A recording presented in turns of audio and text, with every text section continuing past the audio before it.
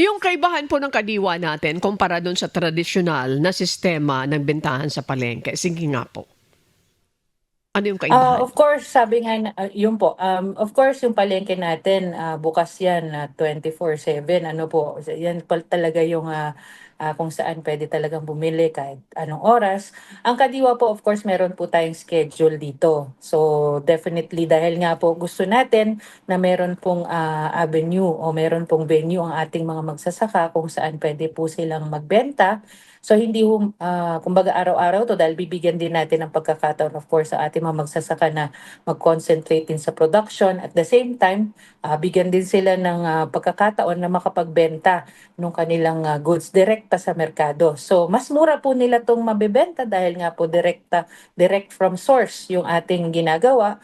So yun po yung, pinaka-intervention po nito at yung kaibahan niya. And definitely po mas murang mabibili yung mga, produkto po dito at mas fresh. Siyempre dahil nga po galing mismo sa, farm ng ating mga magsasaka at, siyempre mga huli po 'to ng ating mga mangingisda na direkta nilang naibebenta sa merkado. Okay, may binuksan po kayong kadiwa outlet sa Clark Freeport, Yusek Genevieve. Ano yung kahalagahan nito nitong pagbubukas na ito diyan sa lugar na yan? Lagi po tayong nakikipag-ugnayan of course sa iba pa pong mga ahensya ng pamahalaan. Yan nga po yung sa Clark yung isa sa kanila, kung saan po, nagbukas po tayo dun at inalaw po tayo magbenta dun. Meron po tayong mga kooperatiba na sumasali po dito at, usually po ang kanilang, pagbebenta dun ay 15:30 kung kailan po may suweldo.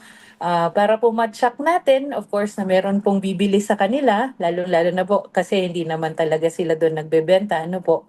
So para matiyak natin na meron pong bibili dahil may sweldo po yung mga tao, at the same time yung mga tao naman talagang mabigyan ng pagkakataon na makabili po ng dekalidad at mas mura pong, pagkain o mga produkto na galing mismo sa ating magsasaka.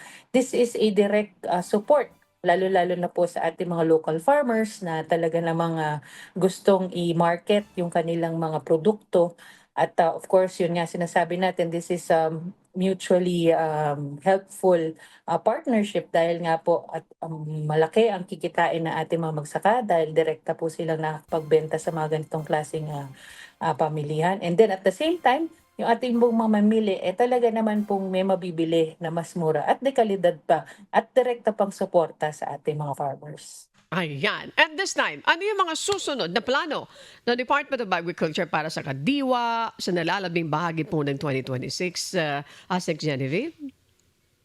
Meron po kaming tina-target po 'no, kasi at present meron po kaming 759 na Kadiwa centers and stores nationwide.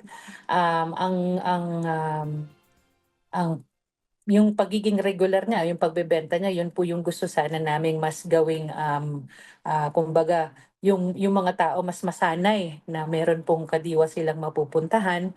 Ang target po namin is nasa 1,500 sana po yung magiging kadiwa centers, parang one kadiwa center per municipality. Yun po sana yung aming gustong i-target para po meron talagang, option yung ating mga mamimili at the same time meron pong pamilihan na makakapagbenta po direkta ating mga farmers. At the same time po ito sinasama po natin yung mga programa natin kasama na po dito yung Benteng Bigas para kumbaga yung ma-maximize po natin yung pagpunta ng ating mga mamimili. Makakabili sila ng mas murang mga agricultural products at the same time yung bigas doon ay mabibili nila ng murang-mura lang at ito po ay nakikita natin na malaking tulong talaga para sa kanila.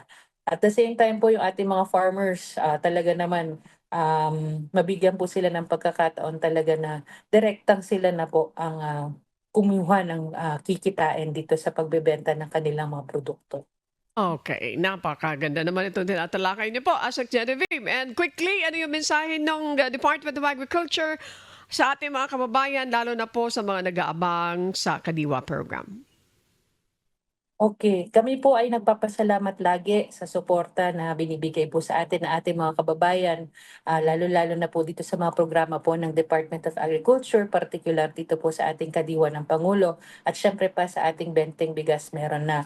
Makakaasa po kayo na kami ngayon ay talaga namang puspusan ng aming efforts para po talagang ma-expand ang programa at of course maging accessible, mas accessible ito at mas available po ito para sa lahat, para po lahat po ng kumbaga nangangailangan o kung yung ating pong mga magsasaka at ating mga mangingisda ay mabigyan po ng pagkakataon talaga na sila ay makapagbenta, yung kita po nila ay masiguro po natin at the same time ating mga consumers ay laging merong option kung saan po sila pwedeng mas makamura at yung ating kanilang pagbabudget ay matulungan po naman natin para maibsan po of course yung ating kasalukuyang kahirapan dahil nga po merong mga pagtaas ng presyo. So yun po, itong mga programang ito ay puspusan po nating pinagbubutihan at definitely po makakaasa po kayo na papalawigin pa natin to para mas marami pa po sa ating mga kababayan ang makinabang dito.